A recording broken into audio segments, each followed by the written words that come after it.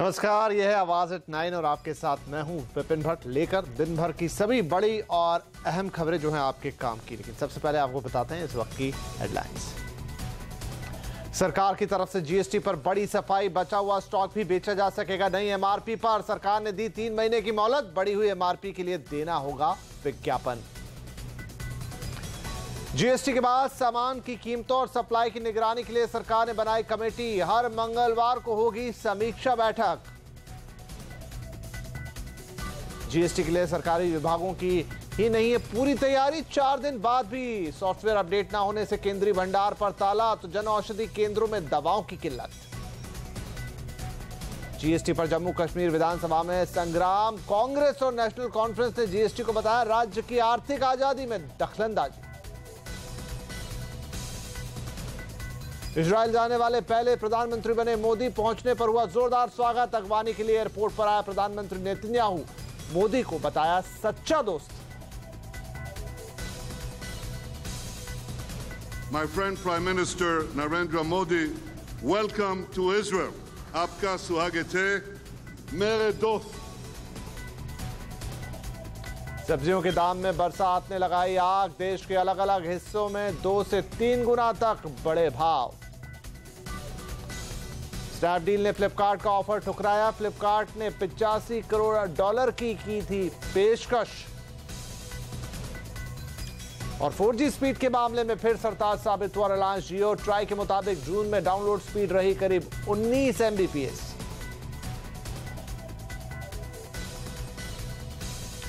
GST लागू होने के बाद सरकार लगातार एक्शन में। अब बाकायदा एक कमेटी बनाकर जीएसटी की प्रक्रिया पर नजर रखी जाएगी।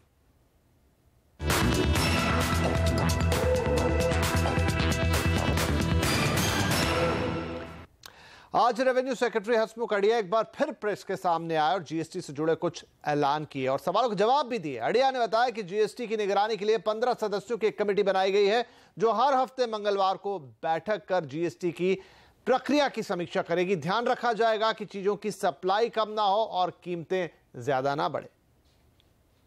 कैबिनेट सेक्रेटरी ने एक सेंट्रल मॉनिटरिंग कमेटी बनाई है जिसमें 15 डिपार्टमेंट के सेक्रेटरीज मेंबर्स हैं जो मेन डिपार्टमेंट है जिनका कंज्यूमर के साथ ताल्लुक है। उन मिनिस्ट्री को, उन डिपार्टमेंट को अपने अपने क्लाइंट ग्रुप का ध्यान रखना है और उनकी जो क्लाइंट ग्रुप है उस डिपार्टमेंट की, उनके लिए रजिस्ट्रेशन, माइग्रेशन की सब सुविधा में अगर कोई दिक्कत आ रही है तो वो डिपार्टमेंट मॉनिटर करेंगे, हमको बताएंगे। अढ़िया के साथ प्रेस कॉन्फ्रेंस कर रहे कंज्यूमर अफेयर सेक्रेटरी ए के श्रीवास्तव ने बताया कि अब पुराने स्टॉक को नई कीमत के साथ बेचा जा सकता है। इसके लिए नई कीमत पर स्टिकर लगाकर विज्ञापन देकर उसकी जानकारी देनी होगी। ये हम जनरली सारे मैन्युफैक्चरर्स इन द कंट्री, सारे ट्रेडर्स इन द, सारे पैकर्स इन द कंट्री, सारे इंपोर्टर्स इन द कंट्री को 3 महीने के लिए डिस्पेंसेशन दे दें। 1 जुलाई से लेके जुलाई, अगस्त, सितंबर, 30 सितंबर तक, कि वो जो भी उनके पास पुराने स्टॉक थे, जो स्टॉक मैन्युफैक्चर्ड बिफोर 1 जुलाई था, उसको जो है इस व्यवस्था के तहत अगर प्राइस इंक्रीज कर रहे हैं तो अखबार में विज्ञापन देके और स्टिकर लगा के उसको जो है कर सकते हैं रिवाइज एमआरपी में। रेवेन्यू सेक्रेटरी ने यह भी बताया कि जीएसटी के अलावा राज्य सरकारें अपनी तरफ से कुछ कर अपनी तरफ से सामान पर लगा सकती हैं। Constitution gives power to state government to levy additional entertainment tax for the benefit of the local body. There is a power which is still retained with the state government. In addition to GST rate, there is an additional power given to all the state government. Just as in addition to GST on cigarette, the central government has got the power to additionally levy any additional excise duty on cigarette. Similarly, the state governments have got the power to levy additional entertainment tax for the benefit of local body, which they can do and which they can always exercise that power. Now, how proper or improper is not for us to judge. It is for the state government to take a call on it. इधर GST को लेकर confusion दूर करने के लिए सरकार GST पर अब क्लास लगाएगी। जीएसटी को समझाने के लिए दूरदर्शन पर जीएसटी की मास्टर क्लास होगी। 6 दिन क्लास में पहले 3 दिन हिंदी में क्लास लगेगी और बाकी के 3 दिन अंग्रेजी में क्लास लगाई जाएगी। क्लास में सरकार रजिस्ट्रेशन से लेकर रिकॉर्ड रखने तक जीएसटी से जुड़ी सभी कंफ्यूजन्स को दूर करेगी। Thursday, Friday and Saturday. On Thursday and Friday, that is 6th and 7th of July, It will be between 4:30 and 5:30 on all 3 days. The first day will be covering registration and migration. On the second day, it would cover composition and invoice making. And on day 3, transition provisions and record keeping. On Saturday, we would be having it from 11 to 12 noon. Similarly, for English, it would be on 3 days, Monday, Tuesday and Wednesday, that is 10th, 11th and 12th of July. And the sessions would be the same in English between 4:30 and 5:30 p.m. GST के विरोध में व्यापारियों की सबसे बड़ी शिकायत यही थी कि तैयारियां पूरी नहीं हुई है। इस विरोध में कितनी सच्चाई है, इसकी गवाही खुद सरकारी संस्थान दे रहे हैं। हमारे संवाददाता रोहन सिंह आज दिल्ली में केंद्रीय भंडार और जन औषधि केंद्र की दुकानों पर पहुंचे और जायजा लिया। पता चला कि यहां जीएसटी लॉन्च होने के 4 दिन के बाद भी सॉफ्टवेयर अपडेट नहीं हुए हैं। नतीजा ये कि एक जगह तो ताला लगा है और दूसरी जगह किसी तरह काम चल रहा है। देखिए जीएसटी पर सरकारी संस्थानों का ये रियलिटी चेक। फिलहाल मैं यहाँ पे पड़पड़गंज के आईपी एक्सटेंशन के केंद्रीय भंडार में हूँ, लेकिन यही हालत कमोवेश दिल्ली के तमाम केंद्रीय भंडार में हो। यहाँ लोग आ रहे हैं और उन्हें काफ़ी दिक्कतों का सामना करना पड़ रहा है, क्योंकि जो केंद्रीय भंडार है वो काफ़ी ज़रूरी सामान बेचता है और केंद्रीय भंडार के जो प्रशासन है उनका जो कहना है कि वो कोशिश कर रहे हैं जल्द से जल्द अपडेट करने के सॉफ्टवेयर, लेकिन अभी काफ़ी ज़्यादा समय हो गया है, 4 दिन हो गए और कब तक और समय लगेगा ये पता नहीं है। जो लोग आए हैं उनसे पूछते हैं उनका क्या कहना है। काफ़ी ज़रूरी सामान, खाने पीने की चीज़ लोग खरीदते हैं। चौथा दिन है, आज बंद है। कितनी दिक्कतें हो रही हैं? बहुत दिक्कत हो रही है। कल भी आया था, कल भी बंद था। कोई ऐसे डेट भी नहीं डाली इन्होंने कि भाई इस टाइम खोला जाएगा, ऐसा कुछ नहीं है। सामान लेने के लिए आया था, मतलब ये बंद मिला है तो परेशानी हो रही है काफ़ी ज़्यादा। हमें तो पता नहीं था 3 दिन से बंद है, हम तो सुबह से खड़े हैं यहाँ पे, यानी दिक्कत तो सर हो ही जाती है। तो लोगों को यहाँ पे पता भी नहीं था कि यहाँ पे कितने दिनों से बंद है और जो मैसेज है वो ये नहीं बता रहा है क्लियरली कि कब तक ये बंद रहेगा। ज़रूरी दवाइयाँ उपलब्ध कराने का केंद्र है जन औषधि केंद्र और हम यहाँ देखते हैं कि जीएसटी लागू होने के 4 दिन के बाद यहाँ की क्या स्थिति है, क्या यहाँ पे जीएसटी का सॉफ्टवेयर जो है वो अपडेट हुआ है। मैम ये बताइए, यहाँ पे जो बिलिंग आप कर रहे हैं किस तरह से कर रहे हैं, क्यों क्या जीएसटी का सॉफ्टवेयर जो है वो अपडेट हुआ है यहाँ पे?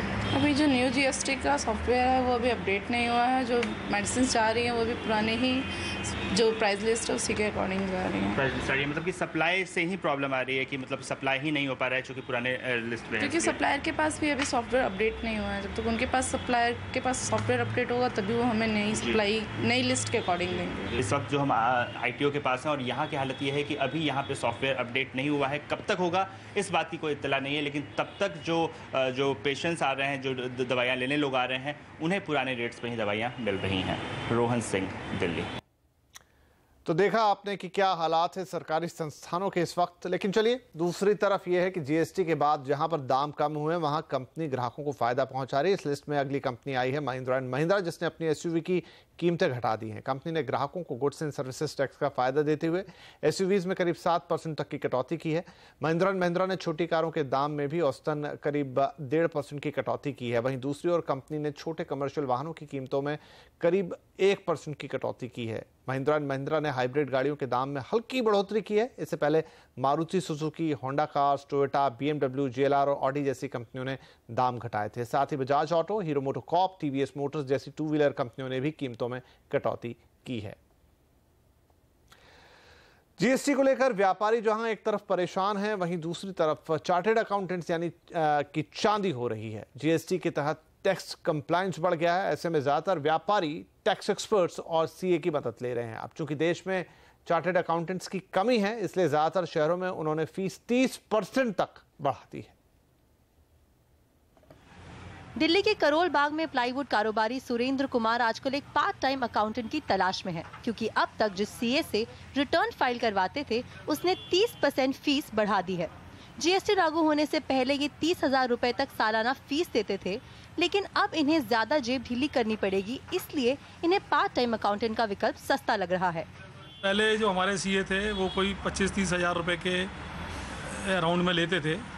अब उन्होंने हमको इशारा दे दिया है कि भैया इससे काम चलने वाला नहीं है और आप लोग तैयार हो जाओ, कम से कम इसके अंदर 30% की इंक्रीज़ तो होगी, और वो भी इसलिए कि आपके हमारे पुराने संबंध हैं, अदरवाइज़ तो ये और ज़्यादा ही होना चाहिए। अखिल भारतीय व्यापारी महासंघ के मुताबिक देश में करीब 3 करोड़ कारोबारी जीएसटी के दायरे में आते हैं, जब सीए की संख्या महज 2,60,000 है। इस तरह से 115 कारोबारियों के लिए सिर्फ एक सीए मौजूद है। जाहिर है जीएसटी के बाद सीए की सेवा लेना मुश्किल और महंगा होगा। चार्टर्ड अकाउंटेंट से अभी कुछ नई चीज पूछने जाओ तो थोड़ा सा आनाकानी करते हैं, उससे पता लगता है कि हाँ कुछ पैसे की डिमांड उनकी बढ़ने वाली है। इतने आइटम्स हैं, इतने कोड्स हैं, इतनी कंप्लायंसेस बढ़ती नजर आ रही हैं, अभी तो सब कुछ डिफिकल्ट नजर आ रहा है। कारोबारी परेशान हो रहे हैं, लेकिन चार्टर्ड अकाउंटेंट्स की तो चल पड़ी है। चार्टर्ड अकाउंटेंट्स की संस्था ICAI के मुताबिक जीएसटी के बाद इस सेक्टर में अतिरिक्त 15,000 करोड़ रुपए कंसल्टेंसी फीस के तौर पर आने की उम्मीद है। दीपाली नंदा, दिल्ली। इधर जम्मू कश्मीर विधानसभा में आज जीएसटी पास कराने को लेकर जमकर हंगामा हुआ। जीएसटी बिल के विरोध में नेशनल कॉन्फ्रेंस और कांग्रेस ने विधानसभा के भीतर और बाहर दोनों जगह प्रदर्शन किया। कांग्रेस और नेशनल कॉन्फ्रेंस की दलील है कि ये कश्मीर की आर्थिक आजादी में दखल है। विपक्ष ने इस बात पर भी हंगामा किया कि पत्रकारों को सत्र की कार्रवाई कवर करने से रोका गया। राज्य में व्यापारी भी जीएसटी को मौजूदा रूप में लागू करने का विरोध कर रहे हैं। आज जम्मू कश्मीर विधानसभा की तरफ मार्च करने की कोशिश करने वाले कई व्यापारियों को पुलिस ने हिरासत में भी लिया। आपको बता दें कि देश में जम्मू कश्मीर एकमात्र राज्य है जहां जीएसटी बिल पास नहीं हुआ है।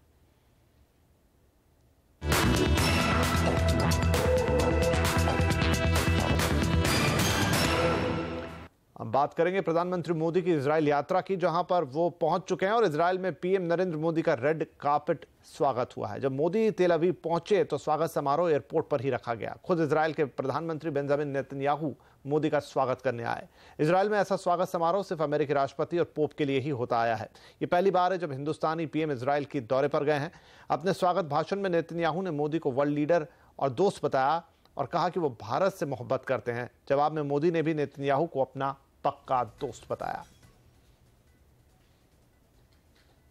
My friend Prime Minister Narendra Modi, welcome to Israel. आपका स्वागत है मेरे दोस्त। We love India. We admire your culture. We admire your history, your democracy, your commitment to progress. I want to thank my friend Prime Minister Netanyahu for the invitation and for receiving me with so much warmth. तो यहां पर भारत और Israel के रिश्ते और मजबूत हो रहे हैं, लेकिन दूसरी तरफ सिक्किम में चीन की सीमा पर तनाव और बढ़ गया है। भारत में चीन के राजदूत ने कहा कि तनाव खत्म करने का सारा दारोमदार अब भारत पर है और पीछे हटने का कोई सवाल पैदा नहीं होता। इस बीच भारतीय समुद्री क्षेत्र में चीन की पनडुब्बियां देखी गई हैं और बताया जा रहा है कि यह क्षेत्र में तैनात की जाने वाली 7वीं पनडुब्बी है। पनडुब्बी के साथ नौसेना का एक पोत भी है। बता दें कि चीनी युद्धपोत और पनडुब्बियों को 3 साल पहले भारतीय समुद्री क्षेत्र में देखा गया था। तब चीन ने अपनी सफाई में अदन की खाड़ी में एंटी पायरेसी ऑपरेशन का हवाला दिया था। उसके बाद से चीनी युद्धपोतों का भारत के आसपास के जल क्षेत्र में संदिग्ध ढंग से घूमने का सिलसिला चला आ रहा है। रक्षा जानकार कहते हैं कि चीन पाकिस्तान के ग्वादर, श्रीलंका के हम्बनटोटा, अफ्रीका के जगोती, म्यांमार और बांग्लादेश हर जगह अपने पैर पसार रहा है। और अब टाटा चलाएंगे मिस्ट्री पर मानहानि का मुकदमा। क्यों आखिर ये कदम उठाया टाटा ने और कितनी बड़ी है इस मानहानि के मुकदमे की रकम, देखिए इस ब्रेक के बाद।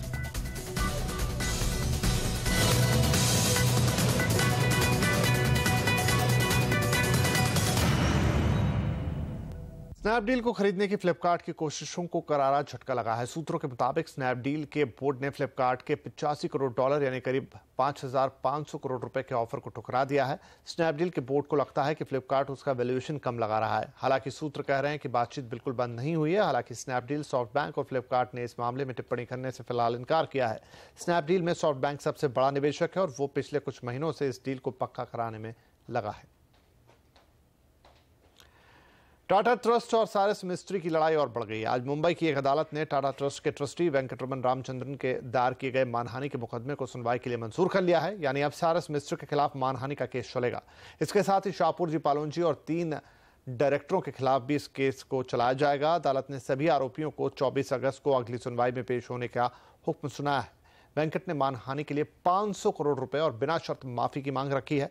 वेंकट के मुताबिक टाटा सन्स के चेयरमैन पद से हटाए जाने के बाद सारस ने एक चिट्ठी में उन पर 22 करोड़ की लेन देन में गड़बड़ी के आरोप लगाए थे जो बेबुनियाद थे। साथ ही नेशनल कंपनी लॉ ट्रिब्यूनल में चल रहे केस के दौरान भी सारस ने कई झूठे आरोप लगाए। देश भर में सब्जियां महंगी हो चली हैं। कई इलाकों में भारी बारिश के चलते सब्जियों के दामों में आग लग गई है। पिछले 15 दिन में ही सब्जियों में 20 से लेकर 40 रुपए किलो तक की तेजी देखने को मिली है। राजधानी दिल्ली में भी सब्जियों के दाम तेजी से बढ़े हैं। कितनी महंगी हुई हैं सब्जियां, इसका जायजा लेने पहुंचे हमारे संवाददाता अर्नव वसावड़ा। मैं अभी दिल्ली की आज़ादपुर मंडी में हूं और यहां पर आप देख सकते हैं कि जो मटर है उसकी अगर हम बात करें तो पिछले 15 दिन पहले जो मटर 80 रुपए किलो बिक रहे थे मंडी के अंदर, वो आज मंडी में करीब 100 रुपए किलो बिक रहे हैं। इसके साथ अगर हम बात करें दूसरी सब्जियों की तो यहां पर दूसरी सब्जियों के दामों में भी तेज़ी देखने को मिल रही है। हमें ये बताइए कि सब्जियों में जो तेज़ी देखने को मिल रही है उसकी वजह क्या है?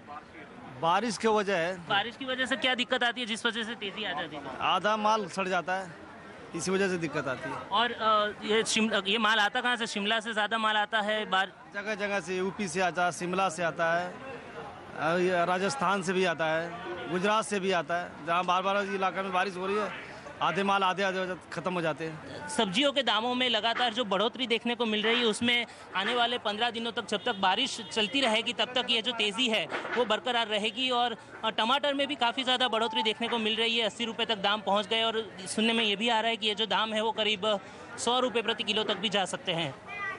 अर्नव वसावड़ा, दिल्ली। लगातार 3 दिनों की तेजी के बाद बाजार में आज हल्की गिरावट रही। हालांकि बाजार की शुरुआत आज मजबूती के साथ हुई थी, लेकिन जल्दी ही ऊपरी स्तरों से बाजार पर बिकवाली का दबाव दिखा। अच्छी बात यह रही कि निफ्टी 9600 के ऊपर टिके रहने में कामयाब रहा।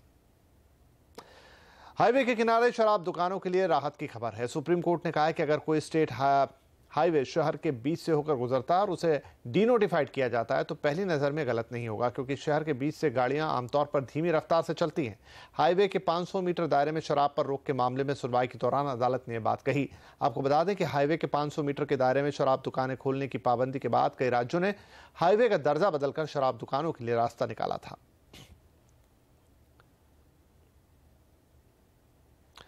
और कार्बन के K9 कवच में कितना है दम, देखिए इस ब्रेक के बाद।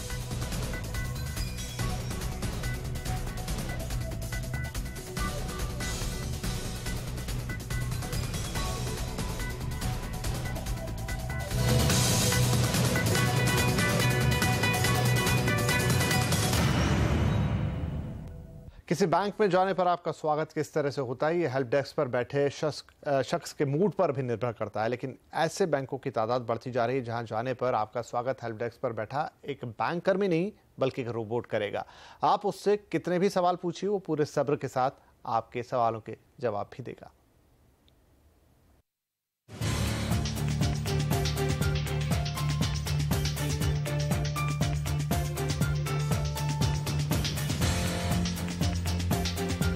कुछ हद तक इंसान की तरह दिखने वाले इस रोबोट यानी ह्यूमनॉइड ने बैंक ग्राहकों को सहूलियतें दी हैं, तो बैंकों के लिए फायदेमंद साबित हो रहे हैं।